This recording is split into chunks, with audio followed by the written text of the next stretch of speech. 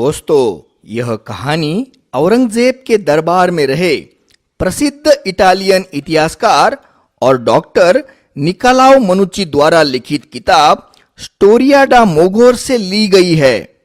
मुगल बादशाह आलमगीर औरंगजेब यानी दुनिया का सबसे सच्चा, सबसे बड़ा धार्मिक और नैतिक व्यक्ति है, ऐसी उसकी खुद की ही अपने बारे में गलतफहमी थी। सत्ता पर जम जाने के बाद औरंगजेब पर चढ़ा धार्मिकता का बुखार दिन ब दिन बढ़ता ही जा रहा था।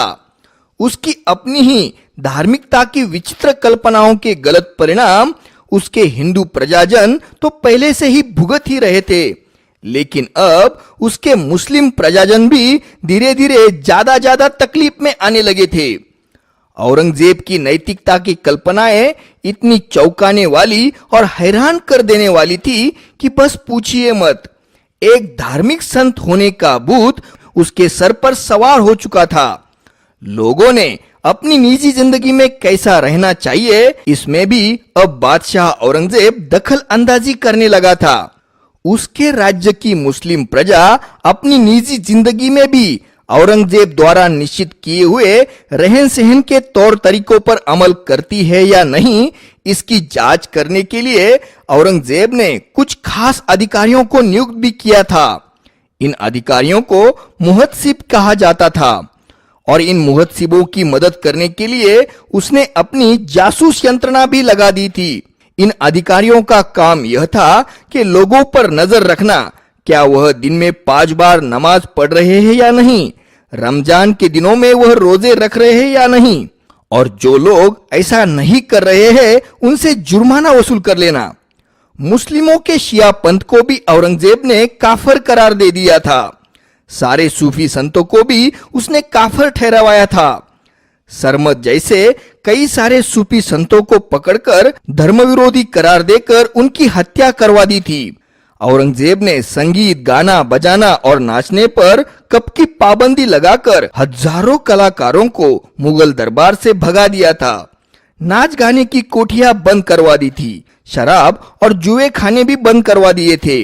किसी तालिबानी दहशतवादी की तरह उसका बर्ताव राजधानी में था।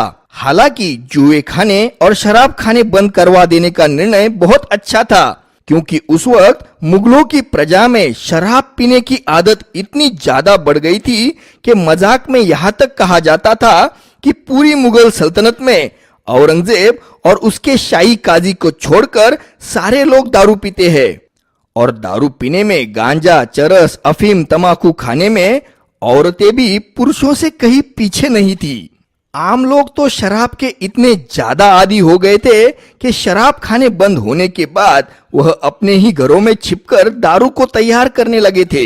लेकिन इन अच्छे आदेशों के साथ ही औरंगजेब के कुछ आदेश सिर्फ बेवकूफी से भरे और बिल्कुल बेतुके थे, जिन्हें सुनकर आज भी आपको हंसी आएगी।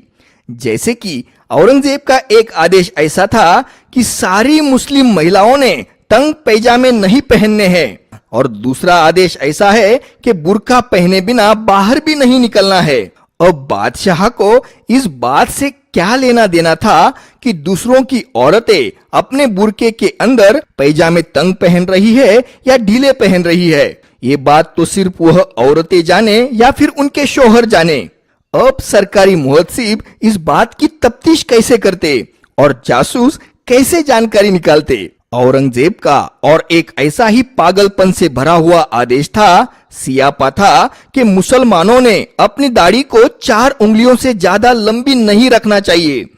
उस वक्त के मुस्लिम पुरुषों में लंबी लंबी दाढ़ियां रखने का, उन्हें अलग अलग रंगों से रंगवाने का, हजामों से अपनी दाढ़ियों की अच्छी अच्छी रचना करवा लेने का बड़ा ही शौक प्रचलन में था। खास दाढ़ियों के लिए बने सुगंधी खुशबूदार तेल, इत्र, नए नए रंग, इन सब का कारोबार बड़ा तेजी से चल रहा था। दाढ़ी की अलग अलग रचना करने वाले हजामों की भी खूब अच्छी कमाई होती थी। लेकिन बादशाह औरंगजेब से लोगों की यह खुशी और बिल्कुल ही निरुपद्रवी शौक को देखा नहीं गया, तो फिर उसने आदेश जारी कर दिया कि 4 उंगलियों से लंबी दाढ़ी कोई नहीं रखेगा। उसने दाढ़ी की लंबाई नापने वाले अधिकारी भी नियुक्त किए। यह अधिकारी अपने साथ 2-3 सैनिक और हजाम को लेकर ही घूमते थे। राह पर चलते हुए किसी भी आदमी की दाढ़ी पकड़कर उस दाढ़ी की लंबाई नापने के उन्हें अधिकार थे। अगर किसी की भी दाढ़ी 4 उंगली से ज्यादा बड़ी है तो साथ में रहा हजाम तुरंत अपने बक्से से कैंची और उस्तरा निकालकर वही के वही उस बड़ी हुई दाढ़ी को छाट देता था और इस बड़ी हुई दाढ़ी के बदले उस आदमी को सरकारी जुर्माना भी भरना पड़ता था। तो अब यह दाढ़ी नापने वाले अधिकारी कभी भी कहीं पे भी जाकर किसी की भी दाढ़ी पकड़कर नापने लगते थे और लोग अपनी लंबी दाढ़ियां बचाने के लिए इस दाढ़ी छाटनी दस्ते को देखकर गली गली भागते थे, छिप जाते थे। अगर कोई लंबी दाढ़ी वाला पकड़ा गया तो उसकी लंबी दाढ़ी रास्ते में ही खड़े खड़े ही हजाम द्वारा कटवाई जाती थी। लोगों को अपनी दाढ़ियों से बड़ी प्यार मोहब्बत थी। बड़े बड़े सरदार, अमीर, उमराव अपनी लंबी दाढ़ी छुपाकर घूम रहे थे, लेकिन जो दरबारी थे उन्हें तो दाढ़ी कटवानी ही पड़ी थी क्योंकि उनकी मजबूरी थी और उन्हें रोज औरंगजेब के सामने जाना पड़ता था। उन्हें डर था कि कहीं सन की औरंगजेब भरे दरबार में ही उनकी दाढ़ी न कटवा दे। इन दाढ़ी नापने वाले अधिकारियों के हाथों से अपनी लंबी दाढ़ियां बचाने के लिए लोगों ने कई तरह के उपाय इजाद कर लिए थे। कुछ लोगों ने घरों से बाहर निकलना ही बंद कर दिया था, तो कुछ लोग कंबल ओढ़कर घूमने लगे थे।